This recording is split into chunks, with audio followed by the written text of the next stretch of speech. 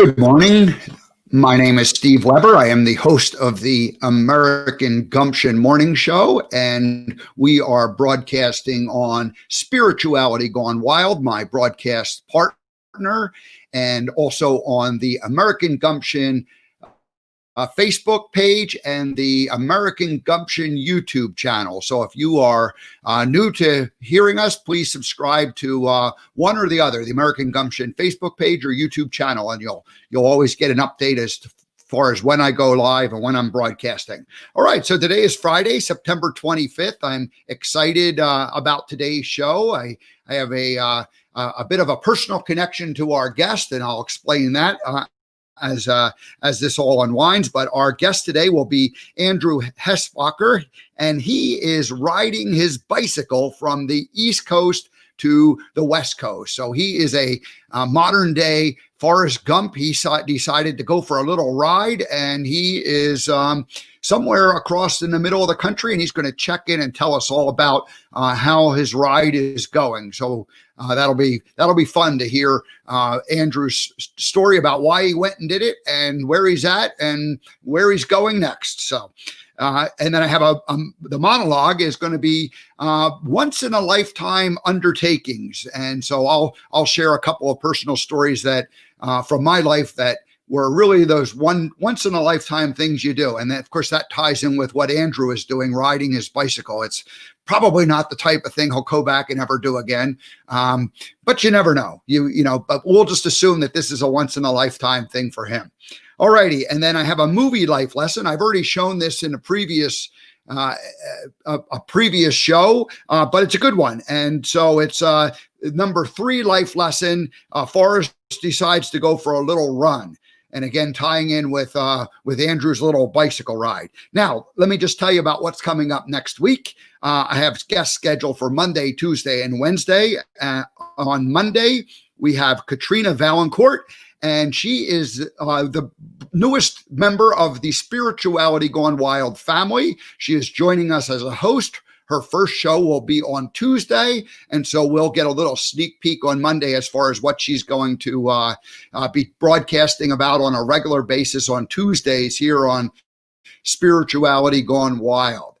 And on Tuesday, we'll welcome back for the 3rd time to the American Gumption Morning Show, Nikki Roscoe.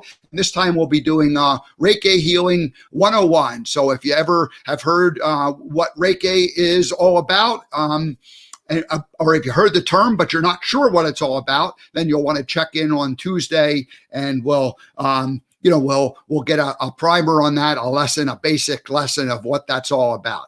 So that's Tuesday. And then on Wednesday, Diana Damron, who is the author of Civility, and she works with organizations that have, let's just say, issues with their culture and need some toxic removal. So anyway, but so we're going to learn about that. But I also thought it's a good conversation to have, to maybe cool off the temperature of our political debate that's going on. People are locked into their positions, and that's perfectly fine. But the degree of uncivility is rather high, and I think it's not necessarily a healthy thing that people aren't even willing to stop and listen to others anymore. So we'll go ahead and get into that next Wednesday. All righty. So now today I have a movie life lesson. Let's see here. Oh boy, I've got a little bit of a hiccup on my internet connection. Let me just see what is going on. Give me just a second. I may end up leaving the studio briefly, returning, and to get this interview to go live. I've noticed my flow is not working real well. So let's just see what's happening with a couple of things. All right, let's see. I got a force quit preview. That will take care of that. Is that going to do what I need it to do and settle things down? Maybe. We will see. All right. So let's let me throw this screen back up here. All right. And I want to play what I'm attempting to do is get back into the movie life lesson.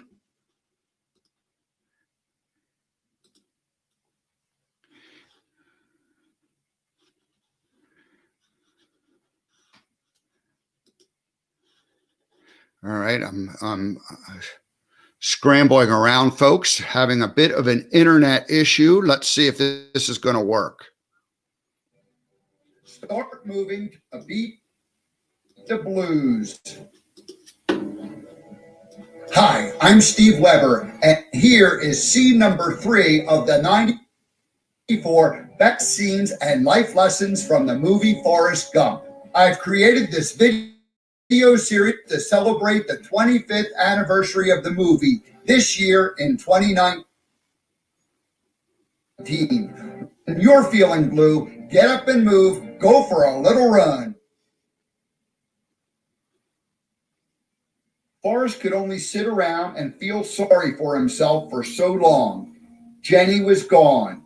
He had spent the morning moping and sitting and thinking and no doubt feeling sorry for himself. When he stood up from the rocking chair on the porch and walked down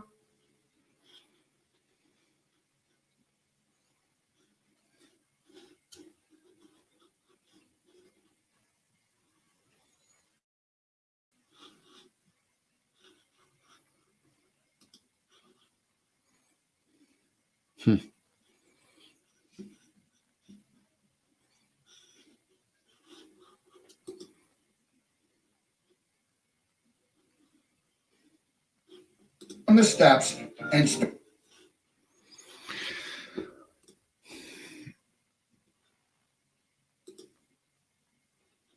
all righty, let's see.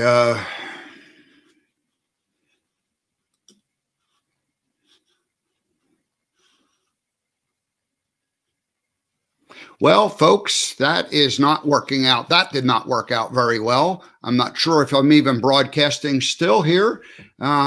Maybe Andrew can give me a thumbs up if he's hearing me come through. But okay, so anyway, I do not have a good internet connection. So when I try to stream a video and I don't have a great connection, that doesn't work. And I've already had to force quit one of my my show with the slides that I had of Andrew's pictures along the way. Those will be able to get back.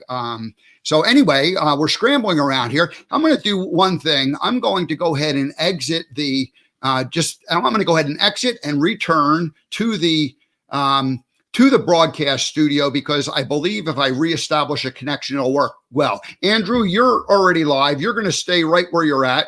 Do not go anywhere. And I'm just going to do a reboot of my Chrome operating system and see if I can't get this going. And then that will make the rest of the broadcast work a lot smoother. All righty. Let's just go ahead and we'll quit that.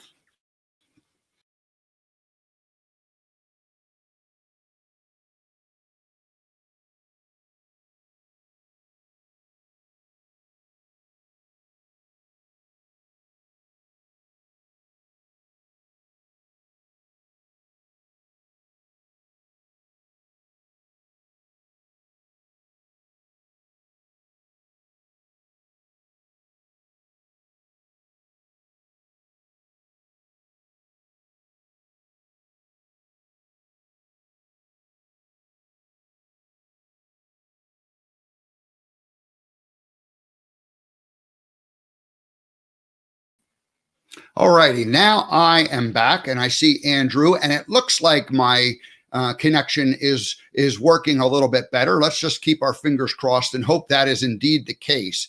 All righty, so I attempted to do a movie life lesson, Forrest getting up and going for the little run, and the point I was going to make about that is that he was.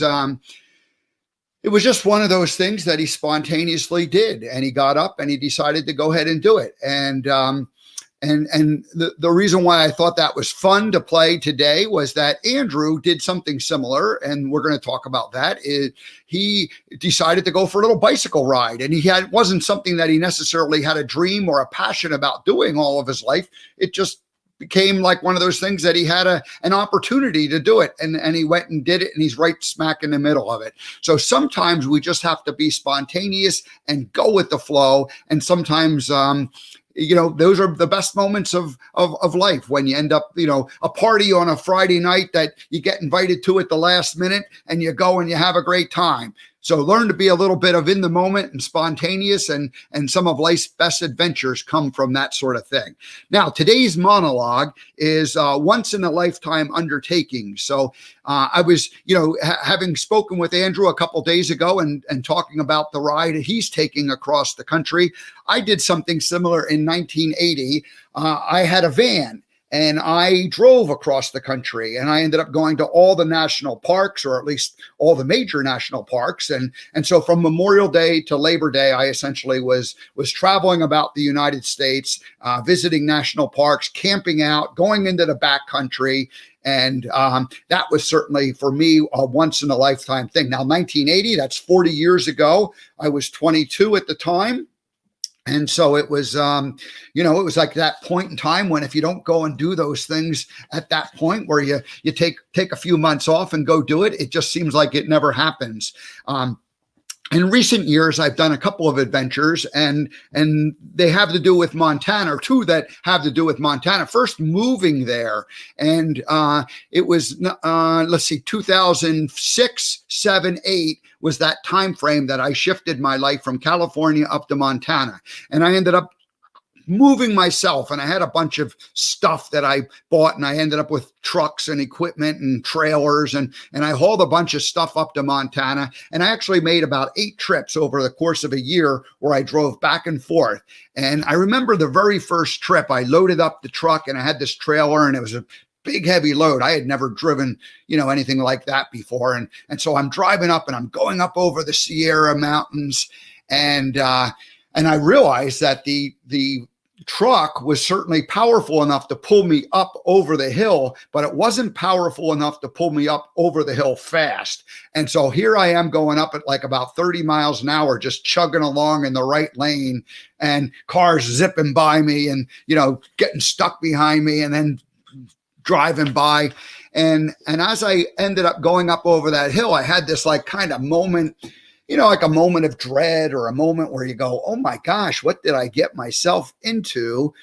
This is going to take a long time to drive, all the way to Montana hauling this truck. And then of course it was going to, be a hard battle in terms of going back and, doing the trip 8 more times over the course of a year. But it was a fun adventure. It was part of, it was like one of those things that you do once, and I had a good time doing it. I liked it. And, you make a few modifications, so you figure out how to make it all work. So that was a fun thing. A year ago when I left Montana, it was kind of a similar thing. I had to get rid of everything and liquidate all that stuff that I had that I thought was very important, that I hauled up to Montana, and then I ended up letting go of, and shedding, lightening up the loads. And the reason why I did that is so that I could start the American Gumption project. So that's the next thing that I'm doing now. And that's what this is all about, this broadcast. And of course, then going out and living and working from the road the next several years. So we do these things, and we do them once in our life. And so it's not the type of thing that you do over and over again. You just try to make it happen and have a fun time while you're doing it. And then once you do it, it's done, and you move on to the next thing. So that's it.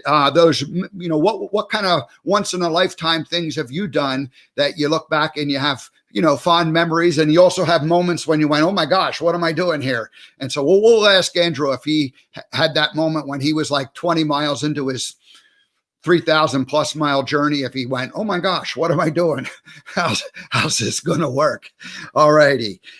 So I think I see Andrew in the green room. He's been getting warmed up. He has a safe place. He's looks like he's on a porch or some kind of a outdoor area somewhere in the middle of the country. Let's welcome Andrew Hesbacher to the American Gumption Morning Show. Hello, Andrew. Hello, Steve. Good morning. Good morning. How are you doing? I'm doing pretty good. I'm feeling pretty rested. I have 600 miles to go until my next big stop in Boulder, Colorado. So I got to feel rested. And you just had a little bit of a break. You were in Kansas City. You had some family members that you stopped and visited with. You spent a few days. Tell us about what happened the last few days and taking a break or a rest in between this journey. Yeah. So whenever I come across a big city, the last one being Kansas City, I always stop for a few days. So I actually got there Sunday evening, and I stayed until yesterday morning is when I left. And yeah, I was staying with my first cousins once removed, who is your brother and wife, who I guess I've met them before, but I must have been like 6 years old when I met them. So this is the first time that I actually remember meeting them and getting to talk to them as an actual adult. So that was really great. And then just having family, having a place to stay, having someone who can show me around the city is absolutely awesome, just helpful. Yeah, it was really great experience getting to stay with them and just resting. Like I spent a solid 40 hours of the 72 hours I was there just trying to like lay in bed and not do anything. I guess a bed feels, bed with clean sheets and, a mattress feels pretty comfortable at this point when you get that opportunity. Yeah, absolutely. So we're going to get into the whole thing about why and how and where you're coming and going. But let me do this. I haven't actually officially welcomed you yet. I wrote up a little bio, so I'd like to read that. And then I want to play the first time guest welcoming theme. So anytime I have a guest come on the American Gumption show, I play a little welcoming song to welcome them. So I'm going to read your bio and then I'm going to play that song. Does that sound okay to you? Yep. All righty. So on August 8th, 2020, Andrew Hesbacher departed the Jersey Shore on a 3 to 3.5 month journey across the USA. Today, he checks in to us from Kansas. Previously, Andrew had been a bicycle commuter, meaning he rode his bike to work, school, jobs, or to visit friends, journeys that were typically maybe 5 or 10 miles, maybe even as long as 20 miles, but he never did any serious long distance riding. So this was a new adventure for him. Andrew's a recent graduate from the George Washington University in Washington, D.C., and he just graduated in the class of 2020. So I'm assuming a May graduation, although I guess it was virtual this year. They didn't, or did they actually put you in a field somewhere? Nope, just on our computers. All right. Well, you're part of the 2020 crowd, the graduates that got gypped out of wearing a cap and gown and marching and having your family, ooh and ah over you. So exactly. He obtained a Bachelor of Arts in International Affairs and Music. At GWU, Andrew was a student research assistant at the Center for International Business Education and Research. He was also a resident advisor at the Center for Student Engagement. And all of that, I assume, means that he got involved and he was not just sitting on his buttocks, going to class. He was actually going to class and getting involved and doing a lot of other things. So impressive resume already. He is fluent in German and was the vice president of the German club at George Washington. And he has already taught English overseas and is considering taking a job in Germany in 2021. So maybe he'll share that with us. What's in his future? His musical interests have roots in jazz, and he played the trumpet in the George Washington Jazz Orchestra. Now, his Facebook page profile states, learning to lead with love. And that is what American Gumption is all about. So, and now he's taking an adventure across the country where he's leading and he's loving and he's figuring out how this world works. So, but a great little moniker, learning to lead with love, the 3 L's. I love it. Excellent. All of this makes Andrew an ordinary individual living an extraordinary life. And all of this at a young age. He celebrated his 23rd birthday 1 week ago today. So Andrew Hesbacher, welcome to the American Gumption morning show. And let me go ahead and play our first time guest welcoming theme.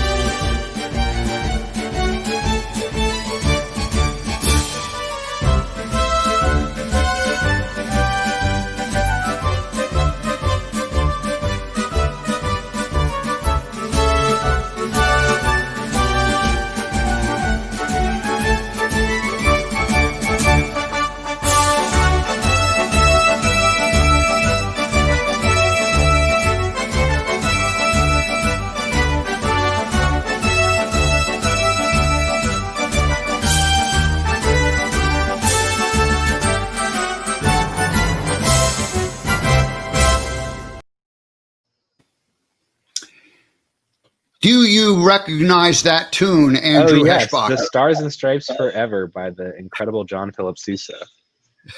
Well, very I majored in music. I'm legally required to know that song. well. Good. Have you ever been on a show where you had a marching band welcome you to the show? No, I don't think so. Well, good. As I was starting my show, I thought, I was actually in a marching band in high school, and so I have a certain affinity for that type of music. And of course, it's the American Gumption morning show, so I wanted to have certain themes that are Americana at its best. So anyway, welcome, and thank you for recognizing the tune. All righty, so. Yeah, so here you are. You're minding your own business in 2020. You graduate from college, and you're planning your future, and then suddenly, the world is all different, and things that were going to happen get delayed and postponed, and so my understanding is you had a little bit of a gap in time, and you thought, well, what am I going to do for the next few months? And you decided to take a little bicycle ride. Yeah, that's pretty much what happened. Yeah, like you said before, this wasn't something that I've always dreamed of. I've always enjoyed biking. That's something I've always been interested in. Even back in middle school and high school, there would be some times where I would bike to school, even though it's only like 3 miles each way, so nothing serious. But even while everyone else was taking the bus or getting rides, I would say, oh, why don't I bike to school? So it's something I've always been interested in, but never. I got stories of my dad who did some long distance trips, like biking from Philadelphia down the shore a few times, but never really did anything longer than that. And then I'd always been interested in doing a cross country road trip. And I kind of got to this point where I had time, I had a bike, and I had some money saved up from trips that got canceled once the pandemic happened. So I said, why not spend this money that I had saved on the gear and paying for everything for this trip? And yeah, it's been really, really awesome. I'm about a month and a half in, and it's kind of everything I could have wanted.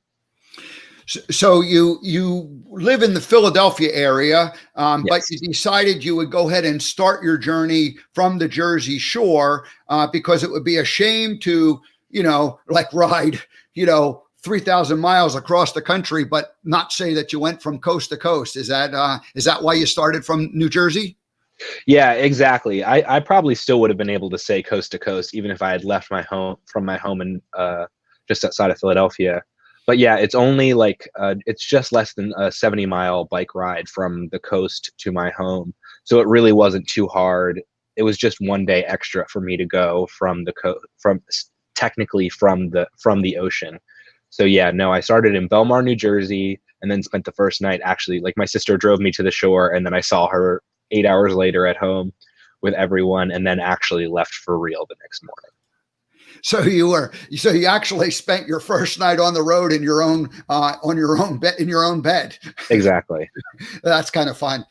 So then where did you go from there? Now you're in the Philadelphia, Eastern Pennsylvania. Describe the very first part of your journey. Like, what were those first days out when you first really left, and were like, what? And did you have a moment when you went, oh my gosh, what did I get myself into? A little bit, not really. One of my kind of like life mindsets that I try and go with, but particularly for this trip, is just expect to be inconvenienced. And also, like, this too shall pass. Like, any pain that I'm dealing with, any like problems that I'm having, they're going to go away, particularly in those first couple of weeks. What anyone would tell you before doing a trip like this is to train. I would also tell you that get ready. Don't do what I did, which is I did maybe like 7 or 8 40+ mile rides, not even in just like the 2 weeks before I left, but spread out among the couple of months before I left. You shouldn't do that. You should train. If you're going to do something like this, you should train and actually have a schedule together and prep your body. But I essentially kind of just went for it. So those first 2 weeks were really tough. Like I use Google Maps to map all of my routes. And what Google Maps would say is a 5-hour bike ride would end up taking me 7 hours. And then I'm sure you can also imagine I'm a bike commuter, so I'm used to having my bike and maybe like my backpack on my back that has my laptop or maybe a couple of other things, but not what I currently have, which is 60 pounds of extra gear on my bike, which also makes it a lot harder, particularly when I'm going up hills. So yeah, what I remember most of that first week was just feeling physically tired pretty much all the time. And things just being really tough. Pennsylvania is known to be a really hilly state. So I just struggled a lot. I had to do a lot of what they'll call hike-a-bike, which is just walking your bike. And yeah, but it was still really fun. Like I remember the sense of adventure as well, right? I remember it being tough, but I remember enjoying it just as much. I got to see a bunch of new places. I essentially followed kind of just the old towns of the southern Pennsylvania. So Lancaster, York, Gettysburg, and getting to see a lot of the history of these very old American towns that had a lot of importance. I mean, I believe York was at one time the capital of the country. Lancaster might have been for like a week technically or something. But these are cities and places that had Gettysburg as well, that had a lot of importance in American history. So it was really cool to get to ride through these towns and see Amish country. It was really stunningly beautiful as much as it was hard work. What, those first few days, I mean, how far were you able to go? You said that it was taking you longer. I mean, what kind of miles were you putting on those first few days? And did you have to ever have a day where you went, you know what, I just can't go any further. I have to stop and rest for the day? Yeah, so my plan before I left was to do at least 5 hours a day of riding. And I didn't set a mile limit specifically because your speed changes. But in those first few days, I was still pushing and trying to do at least 50 miles a day. So even if I ended up going less than an average of 10 miles an hour, I'd probably still try and push it to make it 50 miles or more, just because I was trying to get further. I mean, it's a long trip. So even going 50 miles a day still takes you over 2 months. But yeah, no, my plan also in the beginning was to go 3 days on, 1 day off. So somewhere between 5 and 6 days of biking per week. And that's what I stuck to. The first 2 weeks, I would do 3 days of riding and then 1 full day off. That's what I did for the first 2 weeks. And then since then, I've been able to do more days on without having to take a full rest day. But yeah, definitely in the beginning, once I had biked 50 plus miles a day for 3 straight days, by that 4th day, I needed a break. And I would wake up just like not want to get on the bike, like be in pain and just not want anything to do with it. But then once I had a day of rest, I was ready to get back on. And what did you do on those like first couple of full days off? I mean, where were you? I mean, what was your routine on that day? Because you're out in the middle of somewhere that it's not like at home where you can, sit on the couch. I mean, what were you doing those days off? Yeah, so I pretty well planned for the first couple of weeks. So my first day off, I actually had a place to stay. I was in York, Pennsylvania, and I had a family friend who lives there, goes to college there. And they let me stay at their place. So I was pretty much just there all day doing work on my computer, still sitting in some meetings. I was in a group at that point where we were still having weekly meetings. So I had to sit down for that. But yeah, I was in York. My second rest day, where was I? I think my second rest day was in Paw Paw, West Virginia. I was able to get a bed and breakfast. So yeah, when I have a rest day, that's when I'll normally pay for a hotel or a bed and breakfast or something like that, because I need a place to rest. I'm sure once I'm out west, maybe I'll need a rest day and I'm not close enough to any of those things. So I'll just have to chill in my tent, or maybe the rest day, instead of biking 50 miles, I'll only bike 15 or 20 miles. Still try and move a bit, but not do the full-fledged 50 to 60 miles that I regularly do. I'm going to do a quick screen share, and let's see if this will work okay. There we go. So this is you on a bridge in, is that the Mississippi? It is, yes. That's the Mississippi River. Wow. So that's only from like 2 weeks ago now, I guess. Yeah, while I was crossing from Illinois to St. Louis. And I'm going to zoom out to show what the picture actually looks like. So there you are, just this little dot jumping up on the bridge there, and there's the big Mississippi running through. But I mean, did you have a drone? How did you get this picture made? Yeah, so I was able to buy a drone before I left, just because whenever I see drone footage, I'm absolutely amazed, right? Most people are. So I was able to get one on Craigslist for just $300, which for camera equipment is pretty cheap. As someone who likes to use cameras, $300, especially for something that can do as much as a drone can do, is really not too terrible. Yeah, that's cool. And then now this picture, again, it shows all of your gear on the back. You're pretty loaded up in this. You can see the bike, and I wanted to show that. I mean, so that you said is about 60 pounds worth of stuff. Is that pretty much what it is? Yeah, when I have food and water, it's all somewhere between 50 and 60 pounds. I've dropped some stuff. I actually just shipped a bunch of stuff home while I was in Kansas City. So I don't know what the exact weight is. But when I started, it was about 60 pounds. Yeah. Now this picture is you leaving Kansas City yesterday morning. I saw that on my brother's Facebook page, and so you look a little lighter there. I mean, I looked at the back and I said, oh man, he's traveling light. He don't have that much equipment. Yeah, it looks pretty tiny, and this is definitely the smallest my pack has ever been. I also don't have a lot of food in this picture, so the bags can look pretty small, but once I stop at a grocery store or a Walmart or something to pick up food, they can easily bulk back up pretty quickly. But yeah, no, I mean, I got to take the bare essentials. Like I have one pair of non-riding clothes and 2 pairs of riding clothes.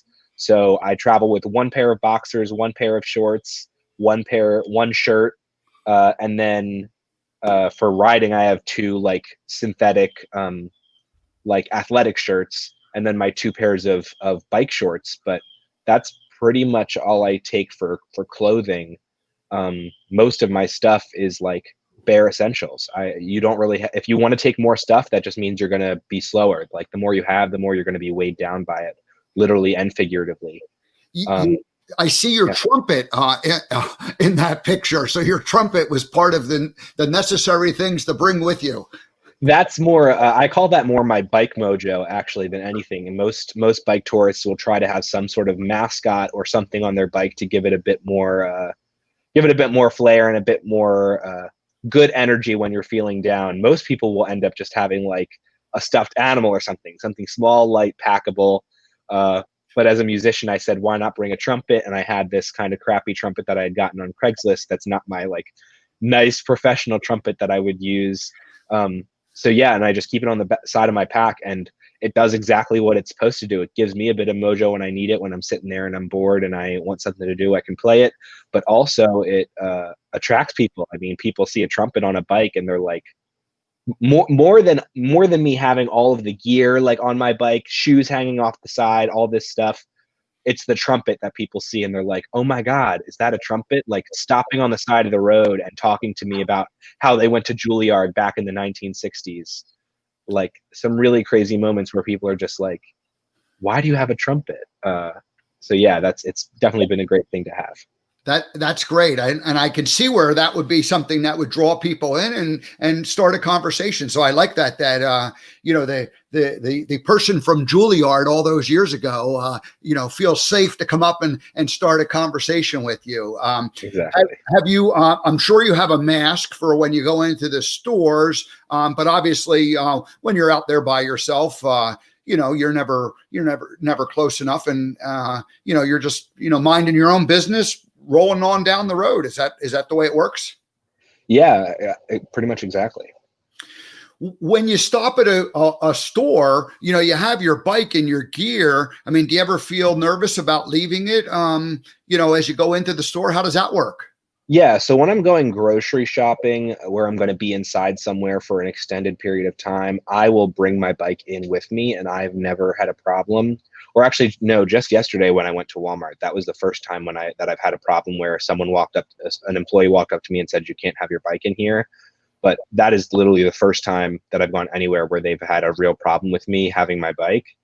Yeah, and I'm not doing, but then when I go to a gas station more often than not. If I'm like picking up something to eat or just stopping for a break where I'm trying to get food or something to drink, I'll stop at a gas station or a convenience store like that, or maybe like a fast food spot.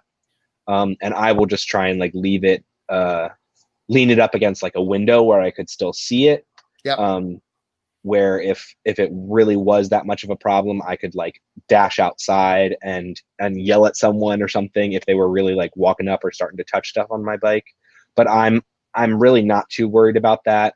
I haven't had any problems with it yet.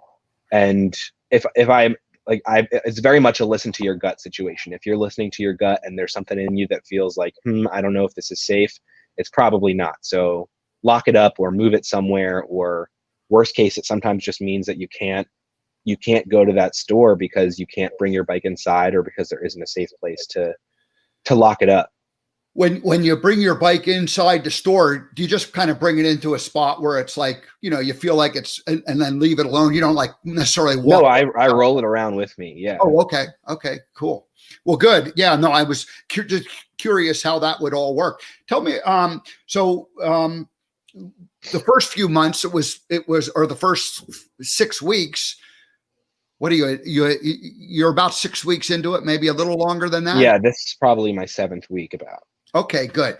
So, we had warm weather. It was summer, but fall came on Tuesday. The days are getting shorter as far as daylight goes, and temperatures are cooling down. What's your plan, the next couple of months? Because in case you didn't know, the Rocky Mountains are between you right now and where you're going. Yes, I am not too worried about the cold as much as I am the sun. Losing sunlight really sucks, just because it's hard to bike in the dark, especially if I have to be on a main road where cars really aren't looking at me too well. I have lights, like I have a rear light and a front light, so I can make it through, but I really don't love having to do night riding, especially if I'm on like a dirt road or out in a wooded area where an animal could really easily just like run across the road. The cold isn't as bad, especially while I'm riding, because I tend to warm up pretty quickly. And I bought, it wasn't a problem really up until I got to Chicago. There was actually one night while I was in Angola, Indiana, in eastern Indiana, where I like was walking up and down a street asking people who were on their front lawns if I could stay in their shed or their garage, because I didn't have a sleeping bag at the time. It was still August, and I was really expecting, like, it's August, it's summertime, it's not going to be that cold. So I had a sleeping bag liner, which is pretty much just a folded over sheet. And I still have clothes, like I have like long tights and a flannel, so I can stay warm. But I had been in the Appalachians and it got down to about 60 degrees. And I was cold, like maybe it was 58 or 59, and I was pretty cold. And this night in Angola, for just one night, it was getting down to 50 degrees. And I knew like I could survive the night, but I would be really freezing and possibly get sick. So I was like literally asking people who were just on their lawns or in their driveways if I could sleep in their shed or in their garage. And fortunately, someone did help me out. But yeah, that was the only night that I've had the whole trip where I've really been worried about the cold. Then once I was in Chicago, I bought a sleeping bag, which was part of my plan from the beginning. And since I got that I bought like a nice down sleeping bag that's rated to go down to like 20 degrees Fahrenheit. So now I'm not really as worried about the cold, even for when I get into the Rockies. Honestly, while I'm in the Rockies, I'm much more worried about the daytime temperature when it can still be like 35 degrees at 2 p.m. So in those moments, that might be a little bit cold. But I'm also pretty certain that I'm going to have my family ship me out like my winter coat. So I'll have that with me for like the 2 weeks or so that I'm in the Rockies, and then I can just ship it back. Since I really won't need it again after that. So what do you have, a 10, and is it just a little kind of a one person 10? Is it fully enclosed, or is it just more of a shelter, like a covering, or and then of course you got the sleeping bag now. And so, I mean, what other kinds of basic things do you need that way? Yeah, so my sleep system is pretty standard. I don't do anything special. So I have like a normal double wall tent, which means I just have my standard like tent poles and tent with a mesh top, and then a rain fly that will go over that. I have Mhm. my sleeping bag. I also have an air sleeping pad that I'll blow up every night. That works pretty well since I'm a side sleeper. My like shoulder and my hip won't like dig into the ground. Uh, and then yeah, I just use my like clothing sack as a pillow. Uh, yeah, and that's pretty much it. Nothing crazy or intense, and it's pretty comfortable. I really like still can get a good night's sleep in there. You mentioned that you'll stop and get, like a hotel room or someplace to, comfortably spend the night from time to time. And of course, you've been, you've had some friends and some family members that you've been able to, spend a night or two with. What about the nights where you're just, going along and you go, okay, it's time to stop, and there's like a field over, or some woods or something. I mean, tell us about a little bit about how that works. I mean, it works pretty much exactly like you just said it. I see a field and I'm like, there's a field and there's some flat ground. Why not just lay there? That's pretty much how it works. I mean, it's a bit more involved in the sense that I want to make sure that I'm secluded. I'm not in people's way, right? I don't want to be disturbed as much as I don't want to disturb other people. So I definitely try, and if I'm going to sleep in a field, I don't sleep like right by the road next to the field. I sleep like on the back side of the field next to some trees normally. Um, yeah, no, I haven't had any problems. Well, I guess the only time I had a problem was while I was outside of Cleveland. I was sleeping on a beach. Um, I had originally not planned on sleeping at the beach, but I was just hanging out there, swimming and everything, and kind of lost track of time, and I wouldn't have been able to make it to like the nearest campsite. So I ended up just sleeping on the beach. And then in the morning, someone had actually called the police and they came up and talked to me. But I was already packing up and leaving anyway. So the dude didn't even take my ID or anything. He was just like, yeah, you can't sleep on the beach. And I was like, okay, well, I'm leaving, and I'm leaving Lake Erie too. It's not like I'm even staying on the beach, staying on the shorefront. So yeah, no problems there. And then besides that, I haven't had any problems with just finding a place to sleep. A lot of times I'll even like I did with Angola, I'll just if I'm nearing the end of the day and I see people that are like out on their lawns, if I'm passing houses, I might even say, hey, like I'm on this cross country trip. Would you be willing to let me pitch my tent in your backyard? And that's gone well a few times as well. Um, but yeah, no, it's really not too hard, especially once I'm in these. It's hardest in urban spaces, right? That's why when I'm in a city is when I need to stay with family or friends or get a hotel. But when I'm really in rural spaces, it's really easy to find. I don't need much space. I need like 15 square feet or 20 square feet or something like that to fit my bike, my tent, and all of my stuff.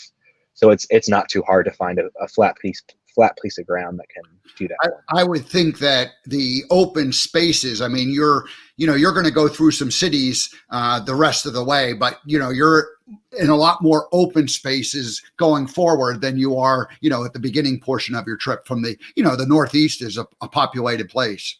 Exactly, yeah, which I'm pretty happy about. I'm excited to get into those like very just very open and like non-populated spaces. It's not what I'm used to. I'm an Easterner.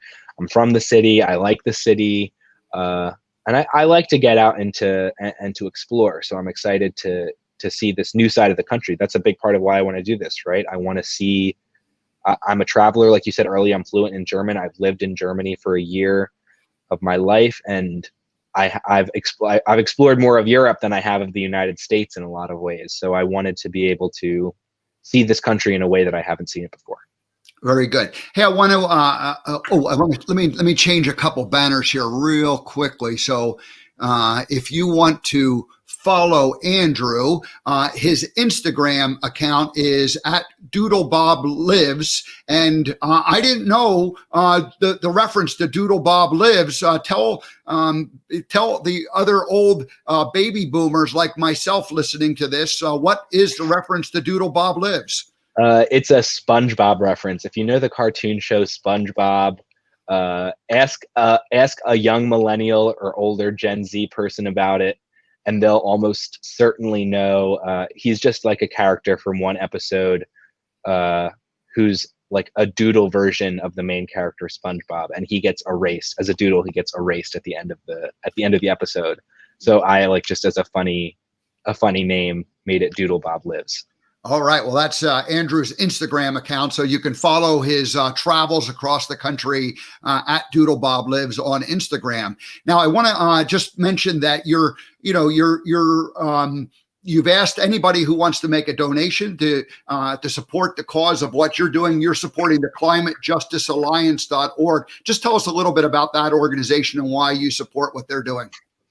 Yeah. So the Climate Justice Alliance is a really great organization focused on the two issues that are most important to me, that I think as a society we have to deal with at the moment. One of which is social inequality, right? I think that's kind of impossible to ignore with all of the protests and riots that have been going on recently. There's a lot of inequality both in this country and around the world that we need to focus on, and we need to address, and we need to change. We can't continue to ignore all of the problems that we've seen. And then as well as environmental harm and environmental degradation is another problem that we're seeing, of course, right? Climate change will affect all of us, but climate change has also been shown to affect poorer people in more significant ways, which is why I really, really do believe that the intersection of climate and social justice is what is most important. So the Climate Justice Alliance does exactly that. They take their dollars and make sure to invest them in communities that often don't have the resources on their own to be able to address the climate crisis, right? Upper class people are able to move to places where the climate is still rather unchanged, or to pay for things that can make the climate bearable for them, whereas poor people often don't have those opportunities. So Climate Justice Alliance uses just transitions to make sure that all people have access to solving the climate crisis, and making sure that we can come together to fight these issues that are affecting millions and millions of us. And I looked at their page. It's really was. I don't know this for sure, but from the people who were part of the team and the main thrust of who started this, it looks like it's your generation of people who are doing this. So it's not something that's been around for years and years and years and years and years and has a legacy of supporting only certain types of causes. And as I read your bio, you've been involved throughout your college career with different types of advocacy. So you are one of those leaders of the future. So I think it's great. And I also want to just throw this up, that if anybody wanted to make a donation to Andrew and his ride across, you can go to Cash App. And again, $ Doodle Bob Lives or Venmo at Doodle Bob Lives. And both of those references, the Climate Justice Alliance and these Cash App and Venmo links are in the show notes that I already put up there, so people can go and support you or the Climate Justice Alliance. So yes. And I have to give a big shout out to all the people who have already supported me. I ran into some financial troubles on this trip that I wasn't expecting. I had set a fair amount of budget aside for purchasing things while I was on the ride. For example, like my sleeping bag, I expected to buy that sleeping bag while I was in Chicago. And I had a budget for bike repairs specifically. And I had brought my bike to a shop before the trip to get it serviced and asked them specifically, hey, I'm going to be touring. I wasn't certain at the time that I was going to be going across America, but I'm going to be doing long rides and carrying a lot of extra weight. And they kind of did a crappy job and didn't really answer any of my questions for me. And I thought my bike was in good shape. And within a week of the trip starting, I had problems, brought it to a bike shop, and they were like, yeah, this is broken and this is worn down and you need to get it replaced. So I've had over $700 in bike repair expenses that I just wasn't expecting. So I have to give a big shout out to a bunch of people who have already donated money directly to me. And a shout out to my dad, Todd Hesbacher, who set up like a little raffle to give away a weekend at my family's shore house in Atlantic City that raised over $900 for me. So thank you to everyone who donated to that or sent me money directly. It was like an absolutely huge help, paid for all of my unexpected bike expenses that shouldn't have happened but did happen, and it's carrying me all the way across the country. So thank you so much. Great. And I just threw that picture of your bike when you left Kansas City maybe yesterday, and it looks like it's tuned up pretty good now and ready to go. So hopefully you'll be safe as you go the rest of the way across the country. Yeah, hopefully. All right, let's throw up a couple of other pictures, and maybe you can just tell us what we're looking at.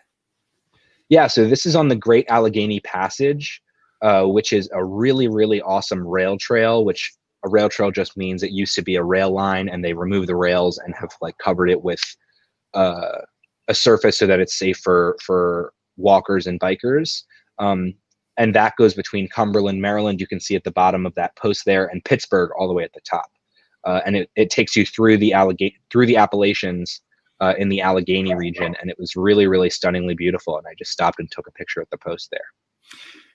Somebody asked me to ask you how much of the trail is on, or how much of your riding is on the roads, and how much is on actual bike paths that are, trails. And I know there are some bike paths and trails, but tell us a little bit about that and what you've discovered. Yeah, I mean, the percentage is definitely majority on roads. It really depends, right? Because when I get on a trail, normally I'm on the trail for several days. So like the Great Allegheny Passage is connected to the C&O Canal Trail. So on those two trails combined, I was almost exclusively on a trail for maybe like 6 days or 7 days. And then I was on almost no trails for the entirety of Ohio and Indiana and Illinois. And then I was on a trail for almost the entirety of Missouri. So it really just depends on where I am and whether or not trails are available. But even when I'm not on trails, I try to stay on roads that have less traffic. Yep. So in Illinois, there's another picture that you can actually show where I intersected with Route 66.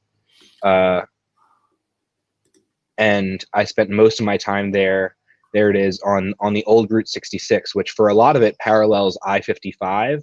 So most of the fast moving traffic will stay on the interstate. And I was fortunate enough where I didn't really have nearly as many cars flying past me while I was on Route 66. Nice. Yeah, so that's generally what I try to do, but it's definitely the majority of the time is on roads. Where is this picture here? It's some kind of a pretty fancy rock formation, but I do not recognize it. Yeah, so that's Cuyahoga Valley National Park in Ohio, just a bit south of Cleveland. And yeah, this is part of the Ledges area of the park. Really beautiful. Just like these big rounded weathered cliff sides essentially. And I was at the top of them, like climbed my way down and then kind of walked along the bottom and just found this really cool spot. Great. Here's a little bit of a zoomed in version of that. You sitting there comfortably on the rocks there. How do you take your pictures? Do you have a tripod, or what are you doing, and how are you activating your camera? Yeah, so I have a gimbal, which is what I use to keep my phone steady. I at first brought my DSLR camera, my really nice camera, but it was just too heavy and bulky. Okay. And it had to be stored in my pack. It's too big to even have in my handlebar bag with all my other stuff. So I rarely really brought it out. So by the time I was in Pittsburgh, I knew that I wasn't really going to use it. So I sent it back home. So now I really just use my camera and my phone camera, as well as a small point and shoot camera. So for this picture specifically, I use my phone. I have a gimbal that holds it steady, so that it doesn't move around. And then I just attach that to a tripod so that it'll sit off the ground a little bit, and then just put it on a timer so that I can run away and stand somewhere. And so you hit the timer and then you run up and jump into your spot that you're planning to do. Exactly. Or sometimes I'll just put it on a video and then take a screen capture of a very specific spot. Oh, there you go. Very good. I remember in my trip in 1980 when I went across country, I tried to do that with the redwood trees when I was in California along the coast, and I wanted to get me standing there with the big tree in the back, and so I set the timer and I ran, and then I turned around, and when and of course it wasn't digital, so when I finally got to see the picture being developed, there was like my back running to it because it was so far, so far out to get that anyway. Okay, let's talk about Ohio. Yeah, I hit the Ohio state line. That was I crossed New Jersey in just one day, so it didn't feel too triumphant. But when I finally made it to Ohio, it really did feel like, well, I left my home state. I had left Pennsylvania, so it was really just kind of like this moment of there have been several moments along this trip of like, this is really happening, but that was maybe one of them where I really was like, okay, like I have made it nice to the Midwest or whatever region, what you might want to say. But like, it was the very end of the day. I had done a lot of riding, gotten up some big hills, and I was kind of just feeling victorious. Nice. And how about this photo here? It's is this there's some waves there. So is it the ocean or is it a Great Lake? No. Yeah, that's Lake Erie. That's on Huntington Beach, just outside of Cleveland. That's the same beach that I had referenced earlier. So this was sunset there. Oh, this is where you almost got caught sleep. Well, you did get caught sleeping on the beach, but nothing really happened. Yeah. It's a great looking picture. And here you're enjoying a meal. You got some noodles hanging out of your mouth. But where were you? It looks like a little lean-to or something. Yeah. So this is also part of the Great Allegheny Passage in Connellsville, specifically in Connellsville, Pennsylvania. Mm-hmm. So, and they just outside of the town there, they have these Adirondack shelters, which are really, really great. And I was just setting up in the morning, and I'm cooking, eating food at this point, but you can kind of see my cook system there. So just next to my knee, you see I have a little gas canister. Yep. And then I also have a small little stove that attaches to that. And I can set that pot on. I just cook and eat pretty much out of the same pot. And I'll even make like tea or coffee to wake me up in the morning. And I'll make anything from ramen, like I'm eating there, oatmeal. If you've ever seen like the Knorr rice sides, pretty much anything that is light and dehydrated that is really quick and easy to rehydrate and doesn't take too much water. So I tend not to do something like pasta because that takes a lot of water that I don't even use. Something like soup, like ramen, I end up drinking all the water as well, whereas pasta, then I'm kind of just left over with all this starchy water. Yep. So I don't really cook things like pasta too much. I try and do things where if I have to use water, I'm also going to be, the food is either soaking up the water or I'm going to end up drinking it at the end of it. Yeah, you probably have certain things when you go into the grocery store or the Walmart and you buy your supplies. You're not necessarily buying, like backpackers camping food, but you're certainly buying things that are going to be, like that dehydrated stuff that are light to carry and then don't require too much effort to make. Is that fair to say? Yeah, I mean, actually, pretty much this type of stuff that I buy is pretty much exactly what backpackers will use. Uh-huh. Most of my preparation for this trip was spent watching and reading backpacking vlogs, because that's really a lot, in essence, what I'm doing. The common term for a while for what I'm doing is bike touring, but the modern thing that people will say is bike packing, because that's really what I'm doing. I'm going long distances, and I need to keep things that are light and packable. So pretty much any advice that I get on what foods to eat and buy, I get from backpacking vlogs, because there's just so many more people that have gone backpacking than bike packing. So yeah, that's pretty much where I get all my advice from. Where are you right now? Where are you? You're sitting on some kind of a porch or in a swing. Where are you, and where are you heading today? Yeah, so I am just outside of Topeka, Kansas, northwest of Topeka, in a little town called Silver Lake. There's this website called Warm Showers, which is essentially just couch surfing for specifically bike tours. So you can sign up for this, and then pretty much everyone on the website are people that have done big bike trips like this, or are lifelong bikers who are willing to like open up their couch or their spare bedroom or even just their backyard to explorers who are coming through their town. So I was coming through, and I reached out to this family yesterday, and they said, yeah, sure, come on through. Got here at 8 o'clock last night, and they gave me their couch. Nice. I had no idea, but boy, that's the beauty of the way technology has changed our world, where we can find very specific groups of people, and the fact that these groups of people have been set up and organized, and then not something I would have even known existed, but of course in the world that you're living in these days, you hear about it, you learn about it, and then you just reach out. So that's really nice. So and they let you stay to do this broadcast. Now I know that you'll want to get going and riding today. What's your plan for today? Today, I'm probably going to try and ride 50 to 60 miles headed west. And yeah, tonight I don't really have a specific place to stay. I'm kind of, like I said before, just going to find a field and find some flat ground and lay out my tent and everything. And that's pretty much going to be my MO for the next 2 weeks while I make my way west towards Boulder. I'm not following I-70. I'm following like highways 24 and 36 for most of my way through Kansas. Okay. So there's not going to be too many hotels or big towns or really anything like that along the way. So pretty much just stealth camping wherever I can find a place to do it. I've done some, driving across the country. I've moved over parts of the country, and I've spent time not on a bicycle but in a vehicle traveling, and the road gives you an opportunity to think and to what do you think about as you're driving or you're riding most of the days? I mean, you got a lot of time alone. What's that like? Yeah, so it really just depends on the day.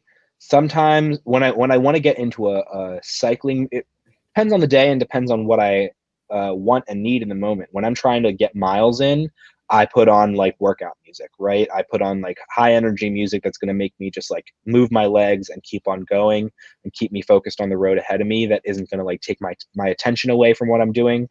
If I'm going more leisurely, like especially when I'm on, like when I was in Missouri and I was on the Katy Trail, which is like the statewide trail, that's when I was listening to like podcasts or maybe even putting on some videos, because I don't have to worry about car traffic, even very few other bikers and walkers on the trail, that it's not a big problem in terms of like seeing people or the worry about like looking down for 5 seconds.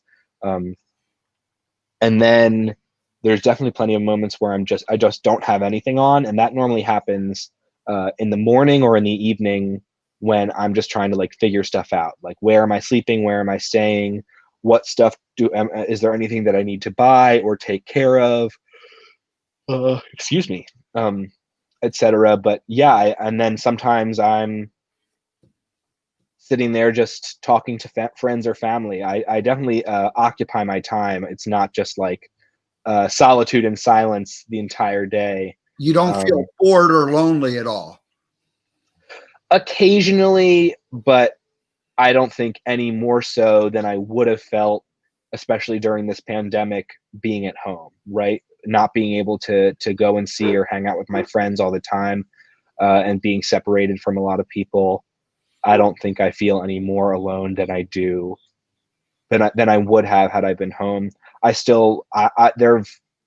The longest I've gone without cell service is maybe like 4 or 5 hours.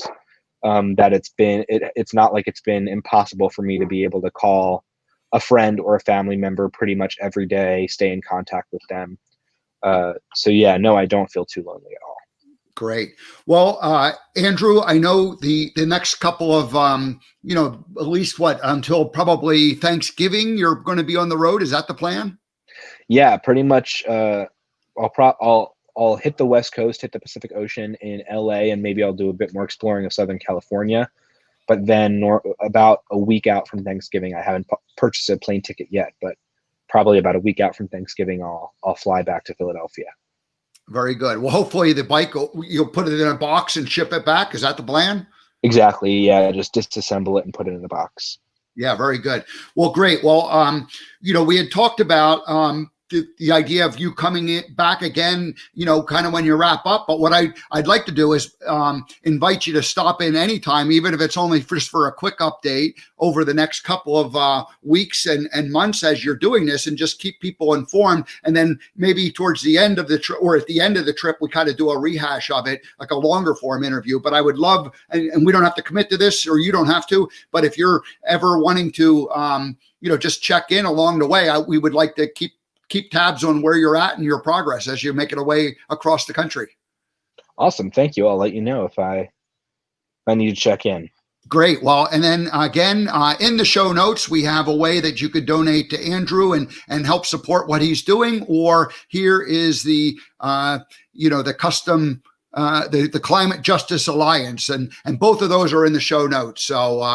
So thank you, Andrew, for joining us today. You got 50 miles of hard riding in front of you. Thanks for delaying your takeoff for a little bit. I hope you get to that cornfield before dark. In fact, I recommend that you get to the cornfield before dark, because it's hard to set up, in the dark when you don't even know where you're at. Have you done that? Figured that part out yet? Yeah, no, it's not too bad. I have a headlamp that works out, and even once sunset comes, you still have like an hour of ambient light that keeps you lit enough that it's not too big a problem. And then I guess once it's dark and you're finished eating, it's like crawl into the sleeping bag. Exactly. Yeah. My schedule pretty much aligns with the sun. Yeah, very good. All right. Well, Andrew, this was a lot of fun. Thank you so much for joining us. And again, please come back for having me. Keep us posted. We'll and maybe what I'll do, if I don't, hear directly from you, I'll just be able to, hear from family and keep people posted. So, and certainly I want to have you back at some point to talk about what's the next, part of your life. We had, I was prepared to talk about that, but time ran out. So we'll just save that for another day. So, all right. Well, good luck to you. Thanks for joining us, and we will check in again with you in the future. Thank you so much. All righty. So there was Andrew Hesbacher. His Instagram account is DoodleBobLives. Go ahead and follow him. I'm sure he'll be posting on somewhat of a regular basis. All right. I'm a couple minutes past the top of the hour, but that's okay. We'll go ahead and wrap this show up, and we'll be back on Monday. Let's see. Monday is Katrina Valancourt. She is the newest host on Spirituality Gone Wild. And so we will find out what her Tuesday weekly show is going to be all about. On Tuesday, Nikki Roscoe checks in for the third time, and she'll be talking about Reiki healing and everything you wanted to know about Reiki, the basics. I'm going to be a student like you guys learning about it. And then on Wednesday, Diana Dameron, the author of Civility, and we'll talk about what she does in the corporate world, but also I'm going to press her for, how do we lower the temperature of the uncivility that is running in our country today, as we, we all have different opinions, and that's fine, but let's be nice about it. Let's be respectful to each other. All righty. So that's it for this week. We wrapped up. We will see you folks again on Monday. Have a great weekend, everybody.